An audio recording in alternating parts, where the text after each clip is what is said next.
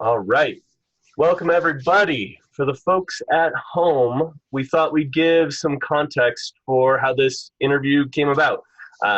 We're joined today with Travis and Andrew from ELAC, and originally this was supposed to be an in-office training. We were going to learn about some of the newest ELAC product for our sales folks, but considering we're in a global pandemic and everyone is homebound, we decided we would make this a bit of a web chat that we can share with our community here at TMR. So we've got Travis Huff and Andrew Jones from ELAC. We've got the sales staff from TMR, myself and Larson from the TMR marketing department, and just hoping to have a little chat today.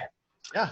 So we'll start off just with some introductions. Nobody really cares about all of us of the TMR side, but we want to know a little bit about Travis and Andrew. You know, everything from, you know, some background on your titles at ELAC and how long you've been with the company, and then, you know, maybe some things to make it a little more personal, how you kind of got into hi-fi. And Travis, let's start with you. Okay, that sounds good. I'll be brief. This really is more of the Andrew show. But hi, I'm Travis Huff. I'm with ELAC now for a little over a year plus. I was hired on as national sales manager to help to bolster and grow the two-channel business and the higher end suite of gear that ELAC has been working very hard on designing and manufacturing over the last few years. I'm a Midwesterner here in Columbia, Missouri. I cover the nation quite nicely from the middle of the country. I got into audio by way of music. I am an avid brass player, mainly trombone. Nice. Still perform and play with a few different bands here and there when time permits. But I've done a lot of live sound, a lot of live shows, and kind of found my way into audio that way. I've been, collecting and listening to music and gear for about 35 years now. So that's awesome. So, yeah. Are you getting some extra trombone practice in these days under quarantine? It has definitely given me a little bit more of an opportunity to keep my chops up. Yeah. Good. So. Awesome. And Andrew, what about you? What's your history and role here at ELAC? Well, I've almost never done anything but speakers. I've been interested from a very early age. I got into hi-fi, electronics first, pre-teens. I have an identical twin brother, so we were both doing the same things. And I always like to joke that we got into it at birth because he's left-handed and I'm right-handed, so we're kind of a stereo pair. And once we got into electronics and photography and stuff, my father had got a radiogram and he was looking to upgrade, and we'd been reading the electronics magazines at that time, not hi-fi. And they say, oh, you should have separates. So we told him to get separates. So it's all in one, but with separate speakers. And we thought that was supposed to be an improvement. It probably wasn't quality-wise, but you know, what did we know at that age? Anyway, we continued that interest, and for some reason I got into speakers. So I was always attempting to build speakers. My brother was building electronics. We did all sorts of projects. Interestingly, I never really finished any project, which was okay once I get on into research, but product development, yeah, so much. I always need somebody to Andrew, you got to finish this. So having got the interest, he went off to one electronic university to study electronics. I went to a different one to study physics and acoustics. And then after graduating, we both ended up at his university doing postgraduate research in the same research group. He was doing postgrad research on amplifier topologies, and mine was on computer-aided crossover network design. You know, in the very early days of getting into computer-aided crossover network. Sure. Did that for 2.5, 3 years, and then I joined a research group doing noise cancellation. So, you know, it's very popular these days with all the headsets, but I was working on large scale. I was doing basically cancelling noise from ships' engines or standby generators for hospitals, that kind of stuff. Whoa. In fact, one of the first implementations of Laurie Fincham's work on coupled cavity speakers, which became the KEF 1042, was after he gave a talk about it in London. And I looked at it and I thought, that's kind of what I built for the noise cancellation. Now I know why it wasn't working. Now I have the maths to make it work. So I went back the next day, rebuilt this speaker, and it started working really well. Nice. So did about 3 years of that. And because of my connections with Laurie Fincham, he offered me a job at KEF. So that was my dream job, because it was, for me, there were the two companies in England at the time that were most well known for research and development. And that was KEF and BMW. I got into KEF, my dream job, and started off for the first few years doing research. And one of my principal interests was how to measure speakers more accurately. And that stood me in good stead for the rest of my career, knowing all the ins and outs of what it takes to get an accurate and meaningful measurement of what the speaker is doing. And then I eventually crossed over to do product development. But interestingly, what brought me to the States, after KEF, I came over to the States to work for Infinity. And that was at the invitation of Floyd Toole. Okay. And he was at the time at the National Research, well, no, he'd been at the National Research Council in Canada, but now he was head of science at the Harman. And so we've been working at KEF on a project on how to actually simulate room acoustics within an anechoic chamber. We set up this, it was one of Europe's biggest chambers. It was a project with the University of Copenhagen and with Bang & Olufsen. So we all contributed to this. My contribution was building 30 concentric driver speakers, all built in fishing floats about kind of this big. Okay. So circular, so they had minimum diffraction. There's like 32 of them spread all the way around you in a full 360 sphere. And we built a 32-channel discrete DSP engine to drive every speaker, and we could simulate any reflection from any surface in a room and program it through the nearest cluster of speakers. So we could basically listen to a room within an anechoic chamber, and at the press of a button we could, if we change the reflection coefficient of the wall kind of over there, what does it do? If we remove the ceiling, what does it do? Fascinating project. Yeah, did they have a practical application that they were trying to develop out of that project, or what? So this was research. Okay. And after we'd done all of this, then the university and Bang & Olufsen continued to do all the psychoacoustic experimentation to determine what contributes to a good speaker directivity, what kind of wall treatments do you need. And Floyd Toole had been along to see this. And so that inspired him to continue and start his research into that kind of topic. So everything that Floyd has been doing since then was kind of inspired by that, although on a smaller scale.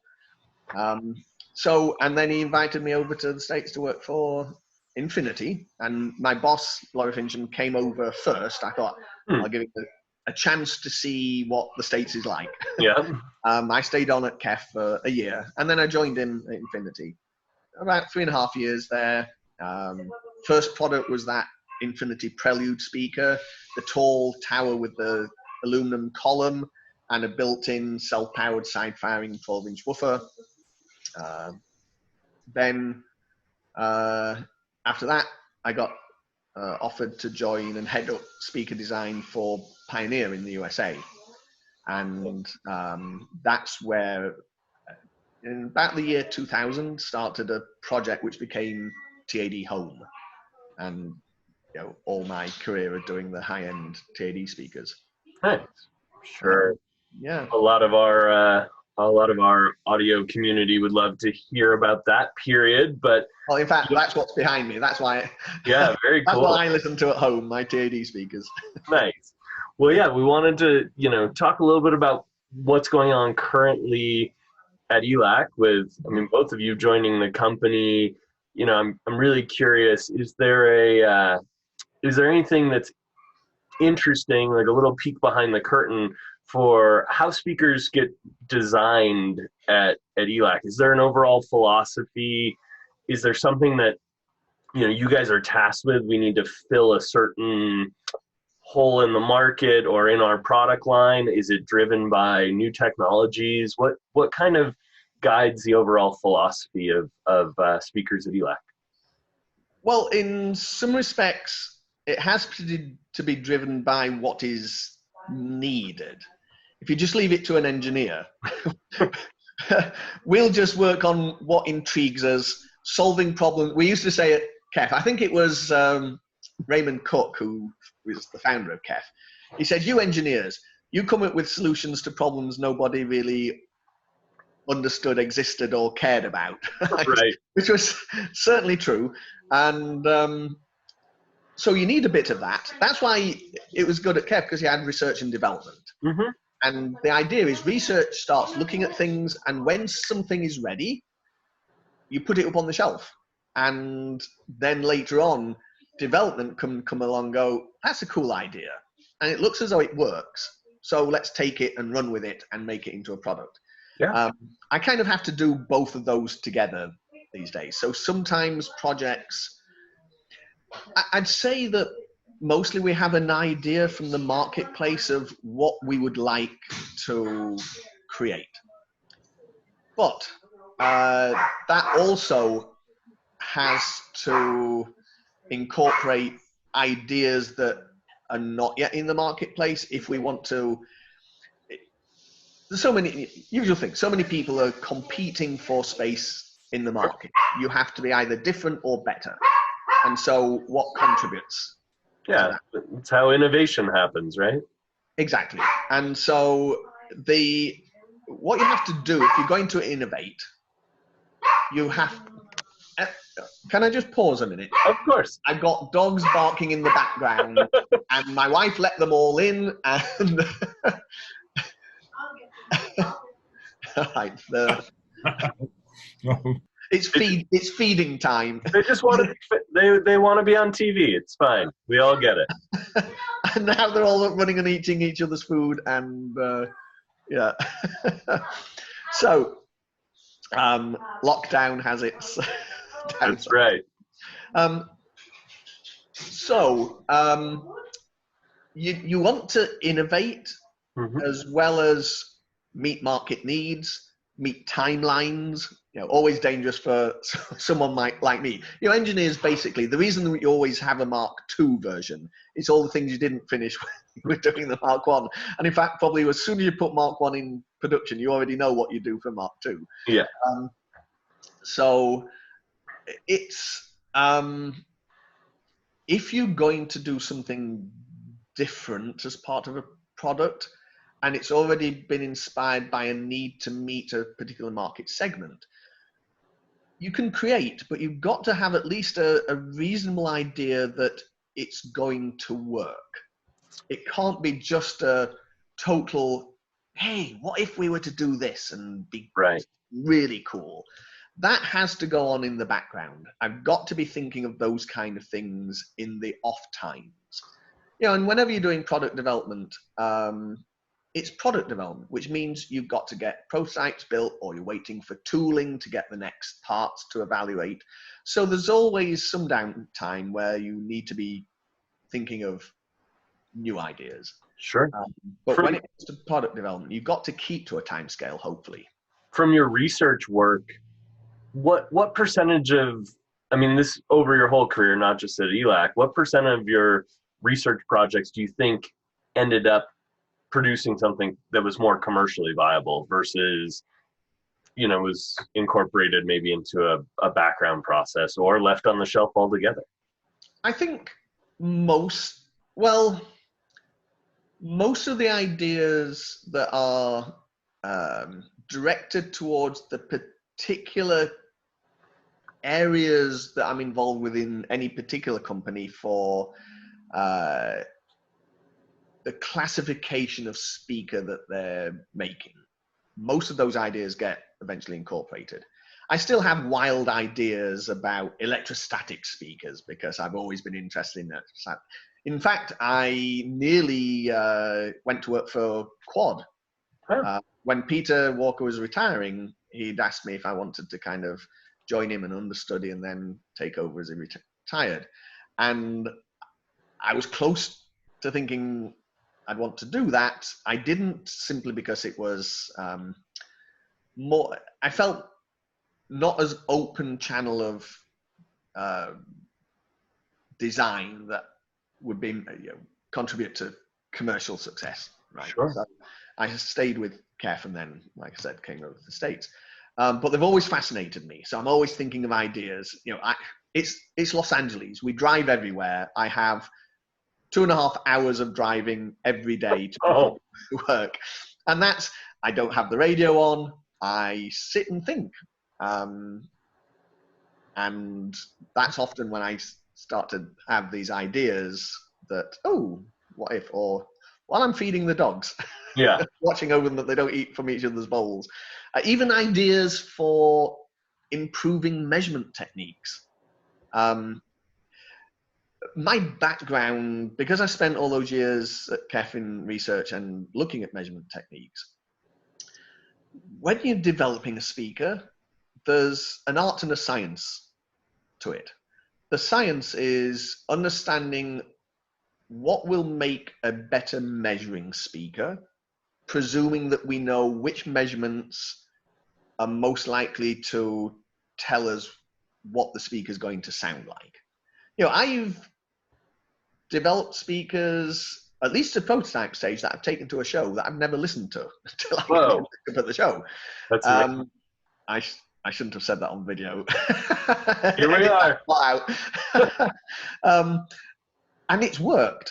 But that's because I've got so many years experience of really knowing how to properly measure. And I look at a lot of the measurements people make, particularly modern day reviewers who just manage to get a program and a cheap microphone and think they then know how to measure speakers. It's not that simple. Sure. So you're always challenged with how to accurately measure a speaker. And when I was at Pioneer, it was fantastic because I had an amazing anechoic chamber, huge. It had cost over $500,000 to build.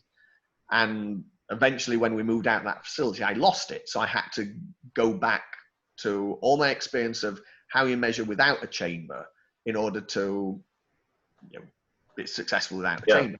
But we had one chamber here and we had 2 chambers over in Tokyo. So it was wonderful. Yeah. Without that, you've got to do some pretty tricky stuff to get accurate measurements. And because I know all of that, I can go a long way in the development process from that measurement. I will have a target measurement of what I want to achieve first. Then I go and listen. And if it doesn't sound how I expected, then it's either that my target was wrong, or I didn't actually quite achieve the target as much as I initially and enthusiastically thought I had. Sure. So I'll go back and I'll remeasure it and I'll look at it and go, oh, I thought I'd done it well, but yeah, I can see here, this region is wrong. Fix that region, go back and listen. Did that correct it? Was that what I was hearing? And if it wasn't, I've learned something. Well, that region wasn't so important, but somewhere else something's going wrong. Interesting. And then on top of that, you've got, well, what's it supposed to sound like? I'm not designing perfect speakers. No one is. You're not deliberately designing imperfect speakers, but you know it can't be perfect. You've got a budget. Even a high-end speaker has a budget. Yeah. And if it can't be perfect, what are the acceptable imperfections? That's a personal choice. How do you evaluate which of those you want to accept and which you want to work on? You have to listen and when you're listening, what are you listening to? What is that recording supposed to sound like? Sure. Most of us never know what a recording's actually supposed to sound like because it's not capturing an original event. Most of the music, let's say even as much 95% of the music that most of the people we're selling to never hear the original event. Right. Because it never existed. It was a studio creation. Yeah. And given that, you'll never know what it's supposed to sound like. Because if you actually go into a recording studio and see what they do to the music in order to make a mix, even if they captured it accurately with, let's say, a reference quality microphone, let's say a measuring microphone like I use to measure speakers. Sure. Almost nobody uses those, but suppose they did. How you translate from one or two of those microphones through to two speakers to recreate that original event, it doesn't happen. Right. The psychoacoustics of listening over two channels is not the same as listening in the live event. But when you've got a complex mix with modern music and you're trying to make space in that recording, both tonally and spatially, for all the instruments to be heard, studios do all sorts of tricks to make everything stand out. Compression and sound effects and reverb, everything, just to do that. So how do you know what that is? It's fascinating when you have someone talk to you and tell you what they did and you think, how the hell am I ever going to know what it's supposed to be? So then when you talk to the mixing and mastering engineers, they're very rarely mixing for just one particular pair of speakers. They'll have their reference monitors there, they'll have desktop monitors, they'll have some cheapo desktop monitors, but they're also going to listen to the mix in the car and at home and on headphones. Yeah. Their mix is supposed to be representative of the music under all listening circumstances. We do have our purist audio companies, absolutely. Yeah. And but yeah, they're good, but that's not what most people listen to. And if I'm designing affordable speakers, it's absolutely not what most people are listening to. Yeah. So if I'm going to judge those imperfections, it basically comes down to my choice. I think over recordings that I know and love through years of listening to them under all sorts of circumstances, on all price ranges of speakers, in all sorts of different rooms, this is what I want to be able to hear.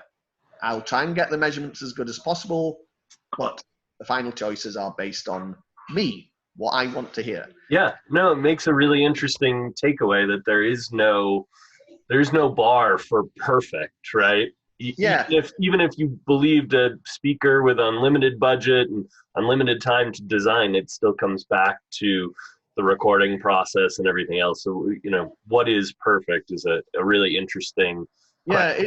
Yeah, I like to get involved with the people who are making music, just because of that. Although it's almost heretical, especially for someone from my background of Keth and Quad and all these people. It was supposed to be the closest approach to the original sound, but it's not that straightforward.